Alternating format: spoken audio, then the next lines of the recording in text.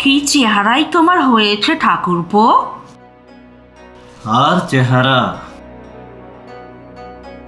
যার জীবন যাইতে বসিয়াছিল চেহারা দিয়া সে কি করিবে, এই কথাটাই গণপতি এমনিভাবে বলিতে চাহিয়াছিল, কিন্তু শোনাইল অন্যরকম। মনে হইল বৌদির স্নেহপূর্ণ উৎকণ্ঠার জবাবে সে যেন ভারী রূঢ় একটা দ্রতা করিয়াছে। গণপতিও হঠাৎ তাহা খেয়াল করিয়া মনে মনে অবাক হইয়া গেল। এমন শোনাইল কেন কথাটা? রোগ হইয়া যার জীবন যাইতে বসে সে ভালো হইয়া উঠিলে এমনিভাবে যখন কেহ তাহার চেহারা সম্বন্ধে উৎকণ্ঠা প্রকাশ করে তখন অবিকল এমনিভাবেই তো জবাব দিতে হয়। চেহারা কেন খারাপ হইয়াছে উভয় পক্ষেরই যখন তাহা জানা থাকে চেহারা সম্বন্ধে এই তো তখন বলাবলির রীতি। অথচ আজ এই কথোপকথন তার এতগুলি আপনার জনের কানে গিয়া আঘাত করিয়াছে। কারণটা গণপতি যেন বুঝিতে পারিল।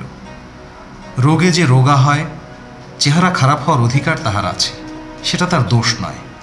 কিন্তু খুনের দায়ে জেলে গিয়া রোগা হইয়া আসিবার অধিকার এ জগতে কারো তো নাই। সে তো পাপের ফল, অন্যায়ের প্রতিক্রিয়া।